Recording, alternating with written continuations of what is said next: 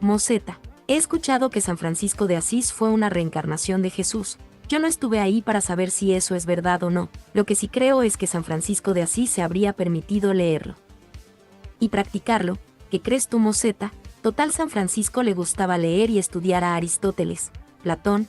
¿Qué piensas tú? Gracias. Conocí mucho de San Francisco de Asís en mi etapa de adolescente porque participé en una estudiantina, un grupo de música cristiana católica, y en aquella época la parroquia estaba totalmente enfocada a este santo y había canciones de hacia Francisco de Asís que me gustaban.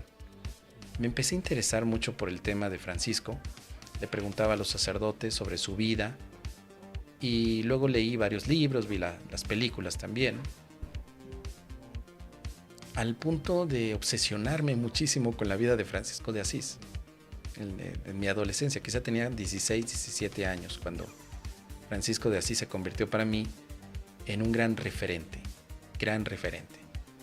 Y efectivamente para mí era un símbolo no de pobreza física, sino más bien de pobreza aspiracional a un mundo que parecía estar regido por las altas esferas, por un lado de los reyes que las provincias de Italia tenían en aquella época, y por el otro lado la parte contraria, una pobreza infinita con personas enfermas y caídas en calle. Y como la vida de Francisco de Asís era muy similar también a la de Siddhartha Gautama, muy similar, se parecen mucho, al menos a nivel narrativo, porque ambos, tanto Siddhartha como Francisco, nacieron en cuna de oro, eran hijos de personas y figuras con mucho dinero y de poder político. Ambos de pronto se enfrentan a una realidad que los hace cuestionarse si verdaderamente deben de seguir su vida así o hay un cambio, y finalmente un cambio donde ambos practican un estilo de vida completamente diferente. O sea, tanto Francisco como Gautama llevaban este tipo de camino narrativo. Es muy interesante hacer un paralelismo diferente al tema de Jesús. Jesús, desde que se sabe, pues no nace en cuna de oro, sino que nace en un establo, nace en condiciones paupérrimas, y gran parte de la vida de Jesús pues fue desde la parte más sucinta posible. No tenía lujos ni mucho menos, pero Francisco y el Buda sí los tuvieron. Entonces, la historia franciscana es interesante también porque llega a tener sus revelaciones, su conversión, así como muchos otros santos en la historia. San Agustín, y quizá antes también podemos ver a Pablo de Tarso, que tuvo su propia conversión a los pocos años de muerte de Jesús. Pero en Francisco vemos esta conversión llevada también al límite. No solamente Francisco quiere estudiar a Jesús en cuanto a todas sus obras y milagros, sino estudiar también sus expresiones y sensaciones corporales. Se cuenta mucho que Francisco vivió en un estado de pobreza absoluta porque él decidió que ese era el camino que lo iba a llevar al cielo, pero sobre todo que no solo eso, sino el sufrimiento que Jesús tenía con lo que representó su crucifixión. Entonces se dice que Francisco tenía estigmas que le nacieron o que le surgieron por toda la devoción que le tenía a Jesús. O sea, Francisco no tomaba a Jesús como modelo, sino que le copiaba a Jesús completamente, y es muy diferente. Eso me recuerda un fragmento del Curso de Milagros que dice: Jesús, tómame como modelo de enseñanza. No me copies, tómame como modelo. No me copies. Copiar es hacer exactamente lo mismo que Jesús, pero tomarlo como modelo es ver cómo tomaba decisiones, qué pensaba al respecto, no copiar. Pero Francisco sí lo copió al grado que tuvo la primera orden en la que él empieza a tener seguidores. También tiene 12 apóstoles como Jesús. Le copiaba a Jesús. O sea, si lo veo desde un punto de vista más peligroso y tóxico, Francisco tenía algún tipo de culto a la personalidad a Jesús, muy intenso. Pero eso no le quita, obviamente, el que haya dedicado a la reconstrucción de la iglesia, tal como él la ponía de forma metafórica, en Perusia, que era el sitio donde él se estaba desenvolviendo en aquella época, en sus años jóvenes. Y no le quita tampoco el hecho de que haya hermanado a todos los animales, incluso a los astros. Hermano Sol, hermana Luna, hermano Lobo. Sí, este de hermano Lobo es también una cuestión interesante porque se cuenta que había un lobo de un poblado cercano que estaba atemorizando a todos los aldeanos. Y se cuenta en esa leyenda que Francisco, ya en su etapa de santidad, iba con el lobo y hablaba con él. Le llevaba comida y luego hablaba con él. Porque para Francisco era, si todas las personas tienen hambre, se van a atacar.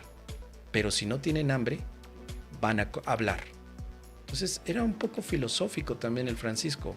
O sea, tenía un poco de ideas filosóficas precisamente por lo que decía de lo que había estudiado de Aristóteles, de Platón, de los filósofos de la antigüedad, los conocía él. Y la filosofía que se hace con el estómago vacío no sirve de nada, es lo que se ha pensado en muchas ocasiones.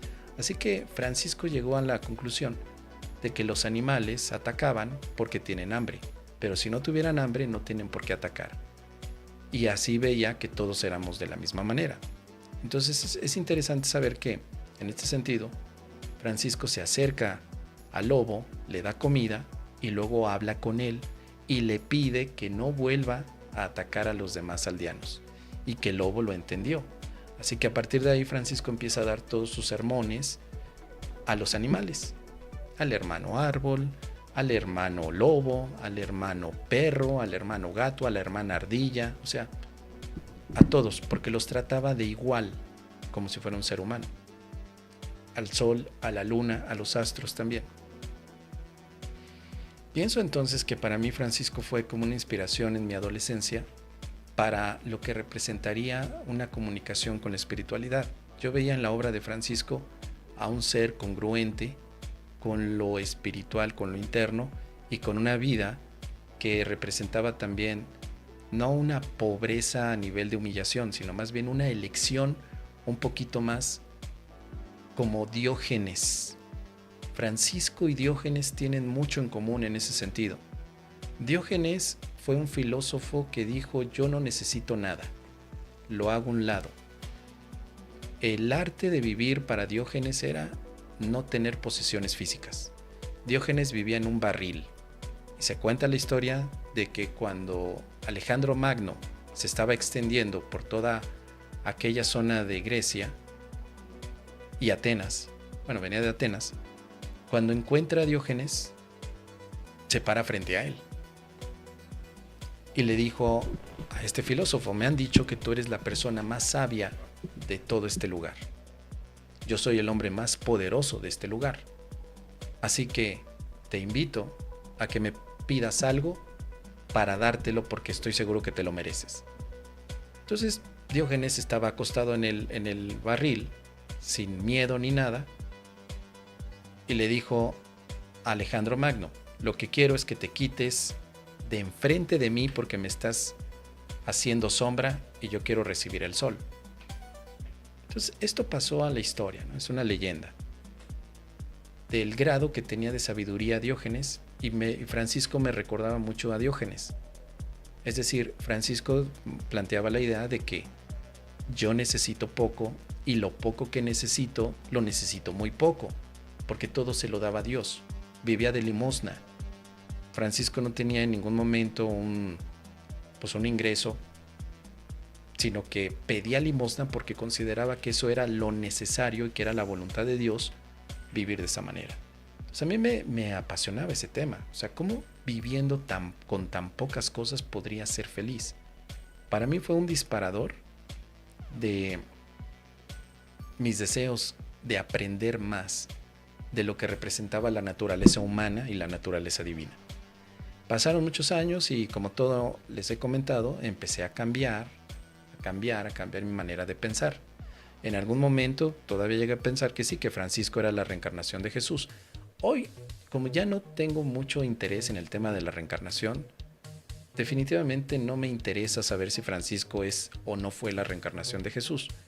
Me interesa todavía el punto franciscano desde los ideales. Los ideales franciscanos, ya cuando se convirtió en una orden, no solamente seglar, sino juglar, cuando pasó eso me di cuenta que el ideal franciscano es la hermandad. Una hermandad donde nos apoyemos todos sin juzgarnos. Una hermandad siguiendo la base cristiana, más que ritualística. Una hermandad no solo a nivel humano, sino a nivel universal. Que todos nos veamos como hermanos, que nos cuidemos.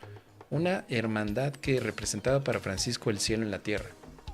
Me gustan mucho todavía sus ideas. Hace mucho que no lo leo, pero definitivamente pienso que los que nos ha gustado mucho el ámbito católico y cristiano, podría ser de beneficio que veamos a Francisco como una figura emblemática de la cristiandad, muy emblemática.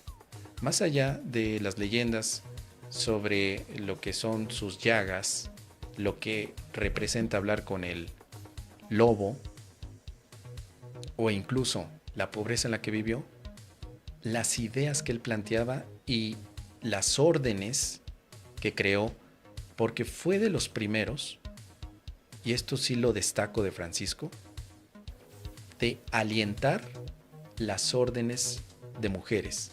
La orden de las clarisas fue hecha porque Clara, una de las seguidoras de Francisco, le pidió apoyo para poder conocer más de Cristo. Y él lo apoyó, cuenta la leyenda que apoyó a Clara para hacer la propia orden de clarisas, es decir, de practicantes cristianas mujeres. Así que están las clarisas y los franciscanos. Y hoy en día siguen estas dos órdenes. Hoy en día la orden de los franciscanos pues es muy emblemática, pero también están las clarisas, de las que casi no se hablan. Las clarisas también tienen mucha actividad de caridad, de apoyo, siguen siendo o mantienen su voto de pobreza, y generalmente son como que más silenciosas, no hacen tanta bulla de lo que están haciendo. Así que me gusta mucho ese tema. Hace muchos años que dejé de seguir la pista al tema franciscano, pero si ustedes quieren podemos seguir hablando al respecto. Ahora tú, querido Andrei, ¿tú qué opinas al respecto? Déjamelo aquí en los comentarios.